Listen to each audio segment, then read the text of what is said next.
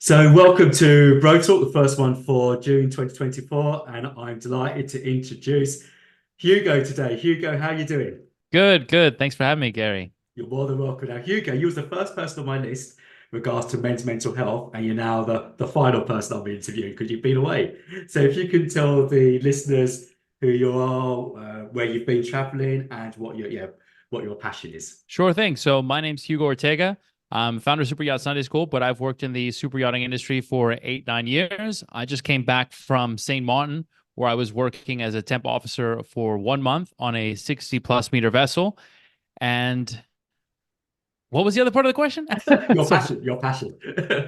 Oh yeah. So and my passions are for one, traveling, eating. It's really, really been a passion of mine. I'm in Thailand right now, and culinary exquisites galore over here. So I'm really, really excited to be here, and also just helping people. Right? I teach, I help recruit, I help people get into this industry. So I've always had a passion for teaching. So that's why I'm doing what I'm doing. And tell me a bit more. 'Cause I mentioned to you briefly before we started that one of my daughters really interested in Thailand and she's training to become a teacher and teach over there. So yeah, that's part of your passion as well. Yeah, so part of my passion is Thailand for sure. I do love it here. Like I said, I love the food here. But when I'm referring to teaching, I also just love teaching people about the career that I just did, right? So I spent almost 9 years working as a super yacht crew officer captain, and I'm really passionate about passing that on because I know it's been an uphill battle for myself and so many people in order to figure out what's the next step. What do I do after this? Yeah. And I love filling in the gaps. So Hugo, more personally, how has it impacted you as a person working in the yacht industry? That's a really good question. I would say it's made me a lot more aware of just different people's backgrounds, things in the world, right? I've learned everything from going more in depth on French cheese and wine to understanding how, other people in the Anglosphere, how they grew up, what their values, what their morals are. Because, that's a big block at first. Figuring out why someone is the way they are is Yeah. typically linked to, how they grew up. So that was a big adjustment. And I think it's made me more open and understanding of people. And that comes with its set of difficulties, right? I mean, yachting can be a very stressful and difficult environment, right? I always say to people, it's yachting isn't the place where you get your shit together, right? You have to kind of get there in a pretty good state, because if not, the pressure, the time, everything can kind of bubble up and make it really, really difficult. So I think, there's definitely been a lot of stresses I'm sure I've had to learn to handle and be better about while in yachting. So it's a bit of both, a lot of growth and interpersonal growth. Yeah. Probably, maybe we'll know in the next 10 years, maybe the onset of some early gray hairs. Who knows? So with the stresses, who did you go to? Did you go to your captain, colleagues, fellow crewmen? How were you supported? Sorry. I would say it's a mix of a few different ways. Probably not enough going all the way to the top, probably on my end. A lot of time you can establish a pretty good friendship slash hierarchical relationship with the mate or someone, that's above you. So Yeah. I think when I was early on in early days, confiding in the mate or the bosun and talking about things, whether it was, things that are happening on the boat or things that are drama with other crew members. For the most part, I've been very lucky to not have too much stresses back home. I know that can happen to people, right? Yeah. Death in the family and so many things that also then add Sure. complexity. But I think for me, usually I'm usually good about picking someone and confiding in them, like kind of within my maybe the next rung up or within Yeah. my sphere. And then sometimes having a confidant, like on the other department, like having a stew or someone I'm really good friends with that I can just vent, Mm. and they'll hear and then they'll vent, and we both know that's really not going anywhere and we're not going to do anything with it. And is that open for example, new people coming into the industry, are they told about like, in terms of how they can share problems, what support they can get, or is it find out as you're going along?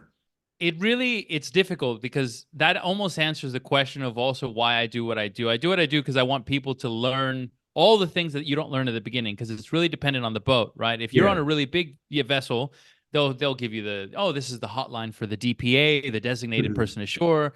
This is this resource we have. This is another resource we have. The company also provides this. Sometimes when you're on a really small yacht, it's more like, okay, your uniform's on, you're 5 minutes late to go to work, right? It's a lot less about Yeah. the HR and the whole experience. It's just like we're getting this objective done and that's it. So I'd say that a large amount of the yachting community, for the most part, I would suspect, and I know also because I interact with a lot of people coming in, they're not very aware of what resources they'd have on this front, and we don't have too many, to be honest, right? I think there's one account, there's the crew coach, and someone else, and they're aimed at kind of health and wellness, including mental health, and helping crew through these difficult times. But I mean, I don't really know what they offer, and I'm in the servicing space. So if I don't know, I think a lot of crew are probably also pretty unaware. So as a man, and you mentioned previously that you've got two different areas where you can share and offload. But is it easy for you, Hugo, to speak to someone to share issues, or do you wait till it comes to breaking point before you share? How do you manage your personal issues or business issues? I'm probably a mixed bag because, to be honest, one, being Latin or Hispanic, it's very un-Latin to open up Yeah. and share too much, right? It's that whole machismo. I'm keeping everything inside, and I've got the family on my back and work over here, and I can handle everything. Yeah. So I think I do default to a bit of that, but then also growing up in this day and age, I'm also quite aware of the importance of sharing. So I think I do a decent bit of sharing, especially with my partner or whoever. Yeah. But I do think the really, really difficult topics or the really, really big things, I tend to keep them inside until I feel like not I'm at a breaking point and it gets catastrophic, but until I feel like I can't anymore. And then I'll try to offload some. But I probably maybe like 80-20, right? I keep 20 and Okay. I give 80. Yeah. And what would you don't not expect you to go into detail, but what would you consider to be a difficult topic? That's a good point as well. Like, let's say that to me, and I'm no expert because I didn't study it, but I imagine like stresses, there's little ones and there's big ones, right? Meeting deadlines or, I've got to email this person out or I've got this giant to-do list. That's all pretty low. And I mean, sometimes I even talk while I work, right? My partner knows all of that stuff. But let's say it's something much more in tune with myself, maybe that I'm feeling maybe I've had a lot of bad things happen. Maybe Yeah. like a missed deal and missed deadline and this. And now I'm starting to turn maybe negative, like, man, I've really had a shit week. What's wrong with me? Kind of thing. I'm probably not as open to go out and just say, hey, I'm feeling really low about myself this week. Or, Yeah. like that's probably something I would keep in until I see it start affecting other things. Then I'll go, hey, I think I'm acting this way or I'm acting out of tune because these things have added up. But I only give that because now it's like obvious, right? It's bubbled to the Yeah. surface in some way. And I'm probably still saying it between between teeth. I don't really want Yeah. to say Yeah. Yeah. it. So you share like many of us when it can't be hidden anymore, or it's starting to reveal itself. That Yeah, pressure, the stress, or whatever you're trying to I'd contain. say I'd say so, yeah, which I know it's not the healthiest. I'm trying to be better. I'm trying to be better. And I think anything in the middle, I'm pretty open with sharing pretty Yeah. easily, especially with my partner. But yeah, there's just that something intrinsic that you're scared to give that last bit up. I don't know. Maybe it's like I said, the upbringing, the culture. I mean, I remember growing up watching even The Sopranos, right? And I remember in Yeah. episode one when he says that, he misses the days when, those tough guys, James Dean and everyone, they didn't go to any psychologists. They just kept it inside and kept Yeah. shooting guns off. And, and part of that's still in there. Yeah. I feel like I am part of that generation that saw the change when people Yeah. were like, no, therapy's for crazy people. And now Yeah. it's like, oh, therapy's for anyone. So Yeah. it's like this weird transition point. And if you don't mind me asking, Hugo, your relationship with your parents, because you've come Hmm. across as a really confident man, is that instilled from your family background?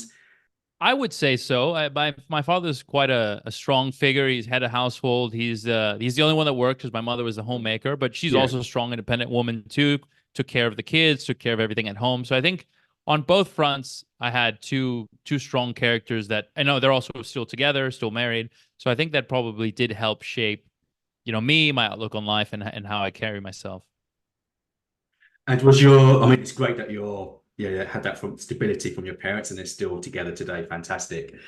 And your relationship with your dad, was he your hero? Did you want to be like him? Did you aspire? Hmm. That's a good point. I probably don't do enough self-reflection on that front. I'd say he was, yeah, he was a strong figure, or he is, sorry, he is a strong figure that I aspired to be like. Probably, especially when I was a kid, hero too. I think he's done a lot, and I'm really proud of what he's achieved. So yeah, I think somewhere in there, right, highly respected and also hero in a lot of facets too. Because in the UK this weekend, it's Father's Day. Not sure when they celebrate it in the US. Has it been and gone? Oh shit, I always forget. I think it's hard because I work with so many. I think okay, third Sunday in June, so it's coming up for us too. I think we share similar Father's Days, but I think our Mother's Days are different, Yeah. if I remember. Okay. Yeah. Yeah. And So hey, thanks for that. no, no problem. Your father can thank me too. And fathers get mispress, putting it at Mm, mildly. That's why I like promoting where we do have good experiences with our fathers, and it sounds like you had a very good experience and still a good relationship with your dad. What would you say as a son? What does a son need from a father, and what would you say a son needs from a mother? put me on the hot seat today. Interesting. I would say, and maybe I'm also adhering to social norms that I shouldn't be, but when imagine what you get from the father and the mother, I imagine the father being a lot of the guidance on life, really. Or at least that's what I got, right? Like, this is right, this is Yeah, wrong, this is how a man carries himself in these situations, this is the yeah, expectations, when you're married, this is what a man provides. Again, a lot of the traditional side, obviously growing up, from I'm first generation American, so my parents are straight from Latin America, sure. so there is a little bit of cultural bias there. Mhm. But a lot of the this is how the household runs, the regimen, the ruling, this is how you should treat people. All that, I feel like that came from my father. Obviously, a lot of the emotional side and the softness from the mother then behind.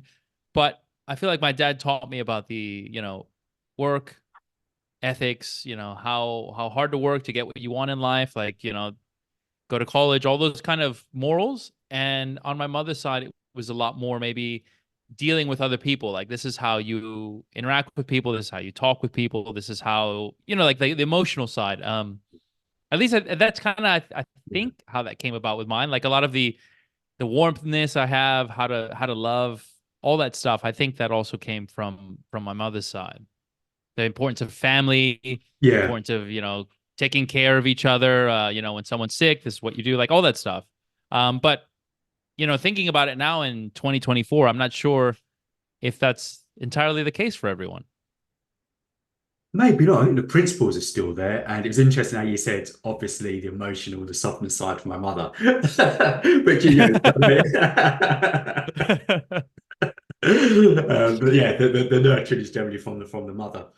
And the reason why I'm asking, also from a professional point of view, is because whilst we may not answer these questions when recruiting, essentially that part of that person, whoever they grew up, with a mum, dad, the influences around them, is at some time going to show itself in that work environment. And Mm, it's recognizing, or how do we deal with this, or what's going on here. And I imagine self-esteem. Yeah, we all got self-esteem, but whether it's self-esteem is high, self-esteem is middle, or mm, self-esteem is really low. And I think that's a huge factor on our background, our upbringing, and naturally different experiences with that impact us during life, throughout life. yeah, I'd say probably. I think a lot of my esteem would come from my mother, except I guess it's intertwined. But yeah, Yeah. that's interesting to think about. Yeah. So going forward, what's you hinted about the next 10 years in terms of your role, the industry? It's a big question, 10 years, so we may break down to 5 years. How do you foresee it? And especially regards to mental health. You said there's not a lot to help out, there's not enough. So how would you like to see those changes? Well, in terms of, there's probably two factors to that question. What I would like to see and where I think it'll probably go. Yeah, I think they're both heading in the same trajectory. I think the industry has opened up immensely in terms of even the concept of mental health. Right, when I joined, and I know these people still exist because I still see them lurking on Facebook and whatever corner I in. But a lot of people are so negative to the idea, right? When I was crew, the boats didn't even sail on water, and you had to buy your own food, and life was so hard, and we got paid in pennies, and all this crazy shit, right? yeah, People like love talking about how bad it was back then, and no one cried, and no one needed mental health, and no one took vacations, and it's a surprise that the maritime industry is even hiring anymore because it was such good times before. Uh, but basically there are those people, but there's so much more on social media. There's so much more in terms of live events, in terms of even at the boat show. I see them talking about mental health clinics and workshops and things like that. So I do think it's becoming way more commonplace. Obviously, still probably a far cry from other industries, right? We're in this weird niche where it's not like HR in probably the UK and in America, where you can just walk into a room and get certain resources, or Yeah. someone's checking up on you on a regular basis. There's not that much personnel. There's not that much there's not that many resources, and there's not as much kind of impetus on the owner because it's not like a legal requirement, right? So going to it, I do think it will continue to improve, and I'm happy to see that. I'm happy to see things like rotation, which isn't exactly linked fully to mental health, but it also, in the sense that if you're getting longer breaks away from the boat or a more regular routine, again, this is all going to contribute to a more positive mental state for the crew. So I do think that there are concessions being made and it's improving. Probably it's not to the rate that I would like. I think there needs to be a huge focus on how do we keep crew in, not just sane, but in good mental standing, because it's not as easy as just removing them and hiring another one, because then Yeah. the boat's constantly just wasting money and not improving, or, losing knowledge or whatever you want to call it. There's so many yachts that could benefit from actually sitting back and thinking, how do we make this program more palatable mentally and for our crew? So I hope with time, more and more owners realize that. I think it'll start with, the bigger stuff, and it'll eventually trickle down. Yeah. But it is getting better. And I Good. am very hopeful. And I know that the problem with it is that there's so many people that they hear mental health, or they hear some buzzword, for lack of a better Yeah. term, right? And they kind of turn off. They go, "Oh, this is all we're hearing about now." But that's kind of how change happens, right? It needs to like be perpetually shoved in someone's face to the point that then it's a normal word that lost a little bit of meaning, but it's common now. And then it's Yeah. suddenly like, oh, we can all vote now. Great. Like, why Yeah. not? But at the Yeah. beginning, it's like, oh, what's with this suffrage thing? Like, why do women want to vote anyway? And then Yeah. eventually you just adopt it. Yeah. So I think it'll be a little bit of that. I think 10 years is probably a wide enough gap that I think we'll see some real movement. Mhm. 1 year is probably small enough that we won't see that much. I think Yeah. 5 years, I would love in 5 years to see like a lot more boats with rotation, for them to be more companies that you can maybe like through like how we're doing right now on Zoom or something, talk with someone, or maybe on some of these big yachting hubs that we constantly are going in and out of. Maybe there's like pop-up places that crew are going and talking to people or unloading or whatever, or even maybe something that the boat is offering, right? Like, hey, as part of our insurance package, this is just like we have in the case of a medical emergency, a doctor on call. Hey, here's someone if Yeah. you feel like you need to talk to someone. Mhm. Here's who the company has provided, right? Like let's start with things like that. Valuable insight you offered there, Hugo. And just thinking from the other side, one of the key words you mentioned was benefit, and people do need to see the benefit, and not everyone sees the benefit. And also, you've got the pressure at times. Like, come on, just going back to old school, you get on with it. Yeah. Like, what's this? Looking after you, listening to you. It's not the done thing, and you can say it's probably gone too much the other way. But like you said, we need to in order to make it a norm, a healthy norm. But how do you get people to see the benefit, particularly the owners? Because as you said, it start culture. Every culture starts from the top, and if the owners don't Hmm. grasp it, then it's very difficult for it to have an impact in the other areas. Right. To what you said, yeah, the most important thing is getting the owner's buy-in, which can be the hardest thing. The owner, for the most part, I mean, I've had all kinds of owners. I've had hands-on owners, hands-off owners, ones who don't care, ones who care too much. And at the end of the day, even the boats that have no budget, quote unquote, still money is what makes these people tick, right? That's what they see. That's their Yeah, language of love, yeah, whatever you want to call it. So showing them, I think, and really it takes a lot of prep work probably, but showing them the numbers. This is the retention rate. This is what we do. This is how much we lose to training, right? Like put it in a dollars and cents kind of way. Like if we kept one person this whole year rather than going through six, and having to fly them, having to get them on the insurance, having to then fly them home. Like if you break it down and show we lost 20,000 just in this position. If we instituted these small changes, like having a benefit program where we can have people to talk to, this is a busy boat. If we can get people more time off through rotation, like if you line up these things and you showed, hey, it would actually cost the boat overall, maybe it costs the boat an extra 25 grand a year. Maybe it costs more, maybe it costs 40 grand, but maybe we end up saving 70. Yeah. Well, I think at that point, if you have good numbers, and especially the wider that gap is, it would be a lot easier, at least. I'm not saying it's a slam dunk still, but it'll be easier to explain to the owner. But it has to be in dollars and cents, I think. It really can't be on an emotional claim like, hey, Yeah. everyone's going to feel better and love you more, because it's tough. These guys didn't get to where they are by going off of emotional claims. And sorry, I say guys, but these people. Yeah.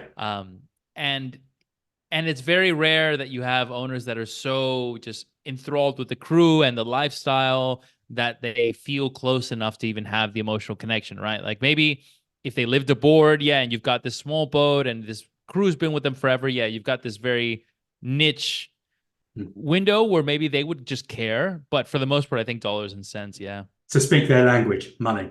And yeah. no, and it's true. And recruitment, we really underestimate how much money recruitment costs. So Hugo, coming towards the end now, you said you just got back. What are your immediate plans now? Are you having a wee vacation, or are you back into work? Yeah, I wish I could have more of a vacation. I got here and I spent probably like 4 or 5 days. Just checked into a hotel with my missus. We had a really nice time. And living on an island, I kind of feel like I'm always on vacation in a way, right? Like the beaches, I can literally walk to the beach in probably 1 minute. So just probably making sure to keep my nose near the laptop, to be fair. Like I'm slowly, like I mentioned, getting into the pace that I like to work at and catching up with everything. I have a really good balance here where I can slack off as much as I want and work as much as I want. So just trying to keep in the middle, right? Enjoy the summer, enjoy the tropical paradise where I live in, but yeah, get back into the thick of it, get back into, getting more students through the program, and then continuing to grow the business. We're looking to grow we're mostly on Instagram now. We're expanding onto the other socials and got some other projects in the works, do a little bit more recruitment as well. Yeah. So yeah, just staying busy. And I'm thinking about what you said at the beginning in regards to your previous work and recognizing this isn't me. And I mean, that was the first step, recognizing what's not you even before finding what is you. We need to know this is not me. So what would you say to people out there now who will listen to this or come across this later, who are in that position? Because there's many of us who are just thinking, I'm doing something which I don't really identify with. Yeah. I think there's a lot of pressure, especially in US culture, to try to figure out what it is that you're passionate about. What is that one thing that speaks to you, right? What is that one person that you want to marry and all this stuff, especially at a really early age. Yeah. And I had a lot of problems with trying to accept those things. And then, I was 23, realizing I'd been in a multi-year relationship with someone that I didn't see long-term, but there was that whole pressure of being with someone. I realized I went down a career because I was good at a few skills. Like for me, it was math and science. It didn't mean I had to be an engineer, right? It didn't mean I had to go work in oil and gas, but you kind of have to make these decisions at the beginning. And then it's very quick that you realize you build something around you that is more of a cage than a home. So I think for me, I think the most important thing, sometimes more important than knowing what you want to do, who you want to be with, it's just knowing what you don't want to do, right? Like, I hate this, like you said. And whenever you feel that, just trying to run or escape from that in a way that you can, right? For me, I was able to go traveling. I had enough money saved up, but go and try a lot of things, right? I didn't go straight into yachting. I did a little bit of like blogging online. I was looking at different ways of making money online. I was considering other options, maybe going back to school. Like I was looking at a lot of different things. I went traveling also to just try to meet as many people as I could. Not everyone needs to travel. You can do that in your hometown if you want to, but just be exposed to different things, change the routine, really, just flip the switch and see what falls into play. I mean, it's hard because, yeah, yachting fell into my lap, and that's not really a strategy for finding a career. But I think the first steps, leaving what I didn't like, going on this new adventure, being open to new ideas, meeting new people, those are activities that you can replicate. And that is the formula for success, right? Trying to get outside that comfort zone and then see what comes around. And easily, if yachting wasn't the thing, and I spent a couple years, I was originally looking at doing it as a gap year, Yeah. looking and going, okay, this still isn't for me, but I'm in a better spot. Let's try it again, or let's see how I can, pivot from this into something else. Even where I'm standing today now, working at Super Yacht Sunday School and helping people get into yachting, right? Like this is also a pivot off of another thing I was doing, but realizing, okay, I have had my fill being crew.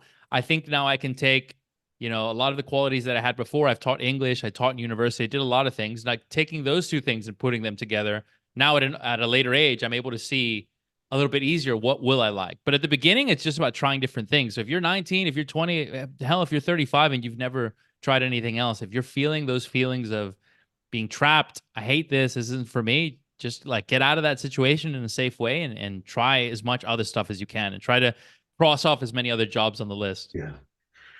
Well, I know two of my daughters would so love listening to you. And how do they connect with you? Is it Super Yacht Sunday Uh, School? yeah, perfect. You can find a Super Yacht Sunday School. I've got Instagram there. I'm on all the socials, but you can reach out on Instagram. We're Yeah.